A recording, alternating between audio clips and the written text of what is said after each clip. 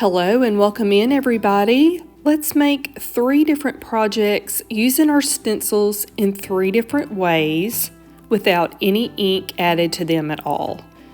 So I've just chosen just a different array of stencils from Echo Park Paper and Carta Bella for these 3 projects. And I will have that link below, or you can go to echoparkpaper.com and just click on stencils. So we'll just be using some of the more recent stencils for the 3 projects that I'm showing you today. Now at the very end of this video part of the tutorial, I am sharing a video made by Echo Park of an album that I created using the stitched method. So that will be shown at the end.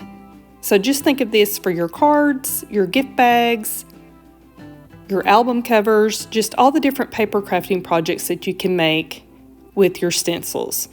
So we're going to get started first with the stitched method, and I'm just going to kind of show you how to do that. Here are a few of the supplies. You'll need a stylus, you'll need a piercing mat. I've just chosen to die cut my paper with this designer die here, but of course you can actually punch any of your favorite paper and we're just going to create a little pocket from that. So I'm just going to let this play out and we'll get started.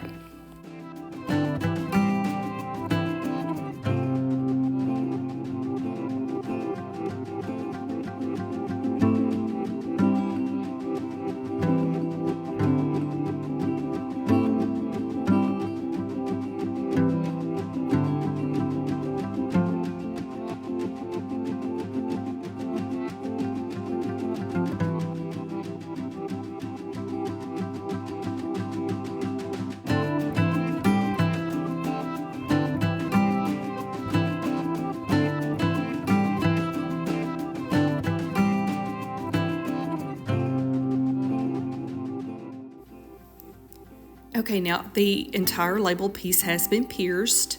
I'm going in with 2 strands of just regular embroidery, the DMC floss. And I've just threaded a regular, or actually just a pretty good size embroidery needle. And then we're just going to go in through the top and we're going to work around the part of the design that I want to be white. And then just using a regular back stitch to fill in all of the stitchable area, and then I'm going to switch up to different colors too. So we're just going to finish with the white part and then move on to our other colors.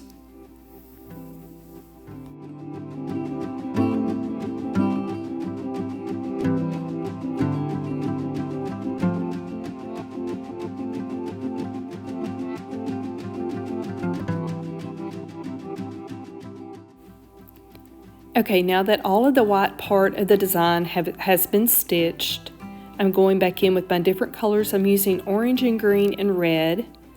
So I'm just kind of figuring out the pattern of color I want over the remaining part. And again, just repeating with that running stitch or back stitch and just filling in the rest of that area.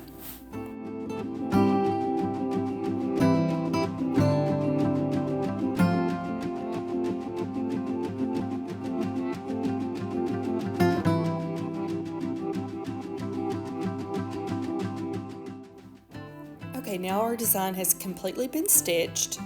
I'm just going to choose a couple of pieces of paper from the Birthday Boy collection from Echo Park. I will have all of the measurements for the card, the mats, all of the different sizes at the very end of the video if you're wanting to recreate one similar. Next, I'm going to attach the stitched piece onto a very lightweight piece of chipboard.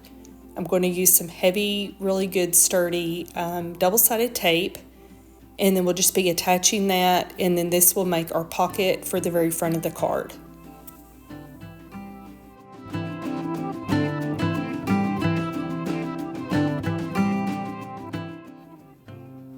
Okay, now I'm just taking a strip of paper that I had already folded in half. This is probably about 3/4 of an inch wide, maybe an inch wide, and I'm just going to cut small little strips, fold those in half, and put these on both sides of the back of the chipboard, and then one at the bottom.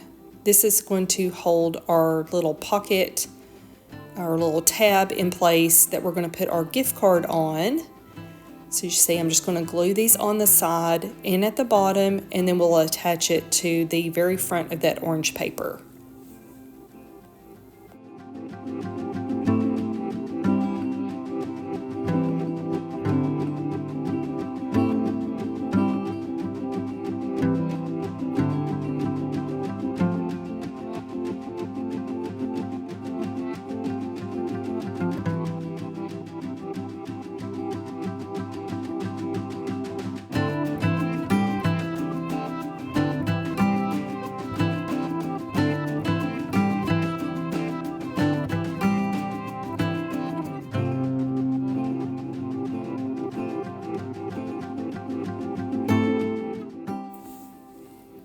Now this next part is optional actually. If you want to create a little something for your gift card to attach to, I'm just making a little slip of paper to go down into the pocket.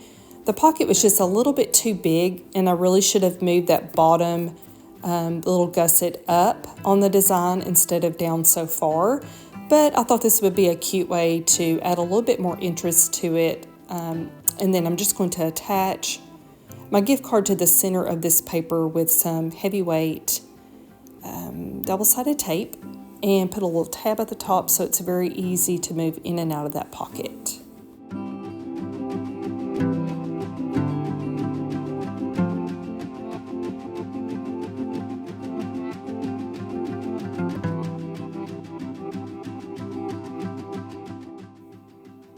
Okay, now to help that slip of paper move in and out of the pocket a little bit easier, I'm just going to make a little tab for the top of that slip of paper. I'm cutting it 2.5 by 2 and then folding that in half, just like so. And then I'm also going to corner around both of the ends before I attach it to the back of the paper.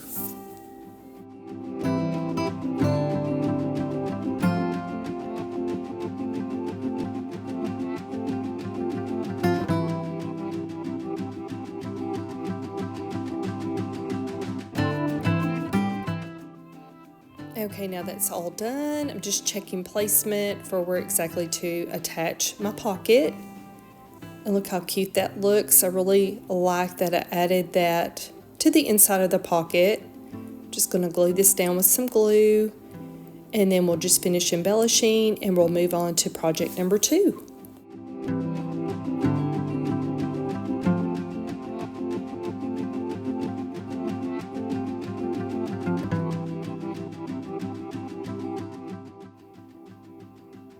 And I've said it before, but I like to add just a little bit of dimension to my stickers, but I don't want to use foam adhesive.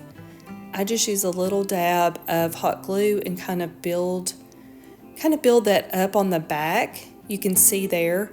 I'll let it sit for just a few seconds so the glue doesn't completely smoosh down when I add it in place. So I'm just going to pop it right there, and then I'm going to add my other sticker that does have foam on the back side. I'm just going to add that directly over that.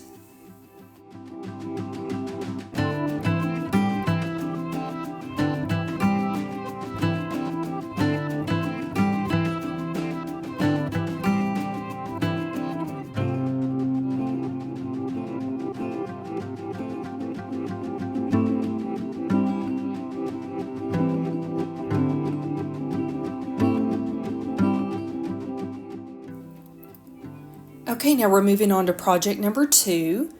For this one, we're actually going to be using embossing powder and embossing ink with our stencil. This is a cloud stencil, and there's a peek at the collection it came with. I'm also using just a solid, smooth piece of blue cardstock from Echo Park. So we're just going to place our stencil, figure out where we're going to want that. Now I am going to die cut this afterwards, so depending on how you're wanting to use the design is dependent upon how much, of course, you're wanting to actually add the embossing to. So just place your stencil and your paper down on another sheet of paper just to kind of catch all of that embossing powder. Now I am using just a white embossing powder and also the embossing ink refill. This is from Kingston Crafts. I picked that up on HSN. and then just I think it's called Snow White embossing powder. So what I'm using for the application of the actual liquid part of the embossing ink is a very firm cotton, like a pom-pom ball. But if you have like a sponge applicator or something that's pretty firm, you'll want to be able to dab with quite a bit of pressure just to get it evenly within the area of your stencil.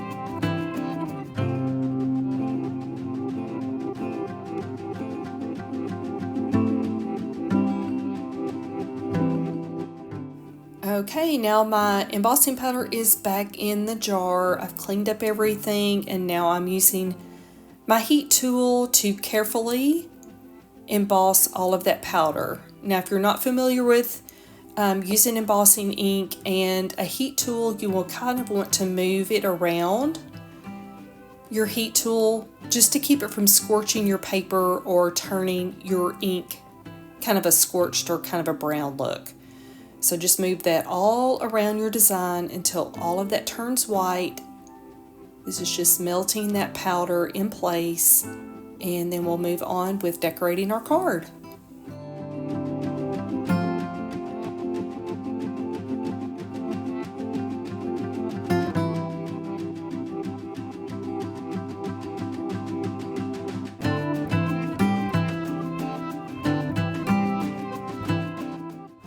Okay, now we're moving on to project number 3, and for this one I'm using Vellum in this really cute heart stencil, and here's a peek at the collection that it comes from.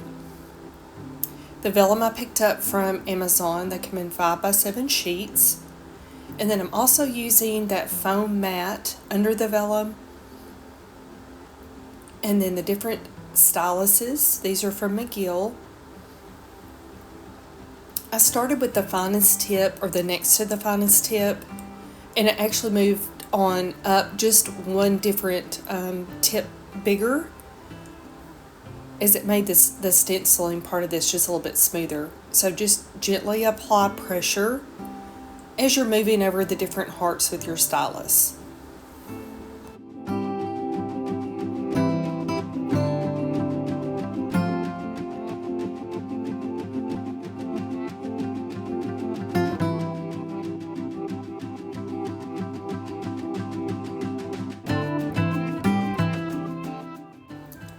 Okay, now that my piece is completely embossed, I'm just choosing a little bit of paper and some sequins and polymer clay bits, and we're going to make a shaker card.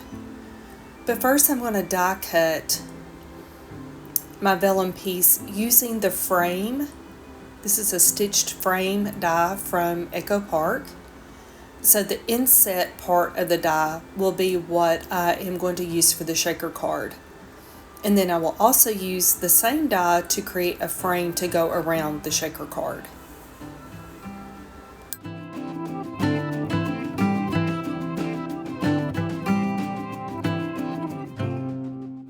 Okay, after die cutting my square from my vellum, I just cut a little piece of scrapbook paper just slightly larger than my actual square of vellum, and then that will be my backing.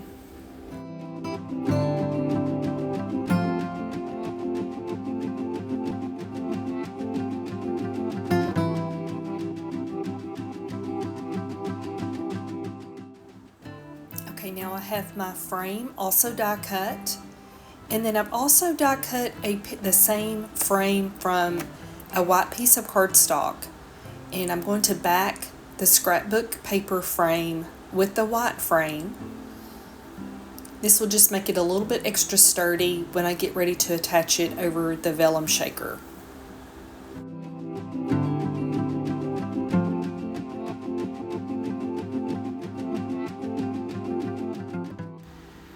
Okay, now we're getting ready to construct the shaker part.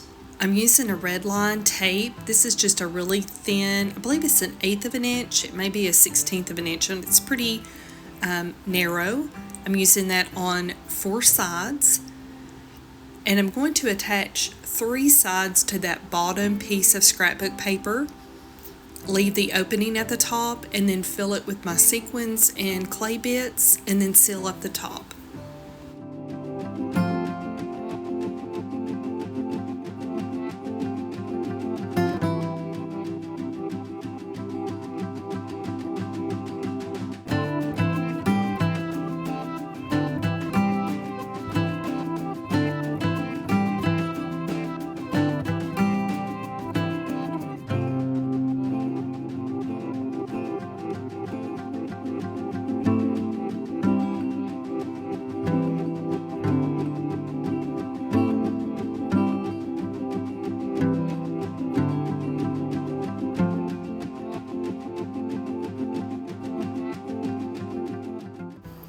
Okay, with my vellum shaker being square, I decided to make a square card. So I have prepared it to be 5.5 by 5.5.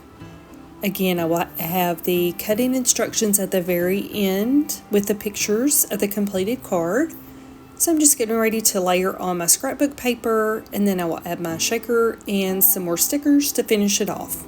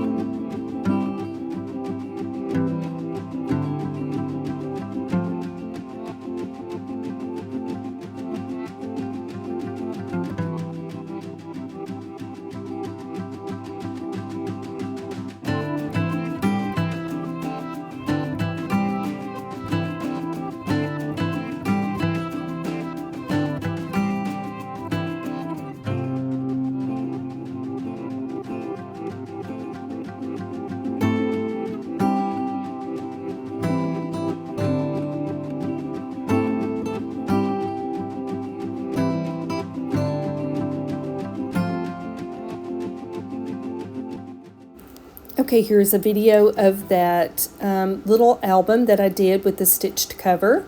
All of the instructions are up at echoparkpaper.com if you want to hop over there. Also, take a look at their Instagram channel for more project ideas with this collection kit. Did a lot of stamping, made different pockets and flip-ups and tags and different fun things in there. But anyway, thanks for watching, and I hope I see you again soon.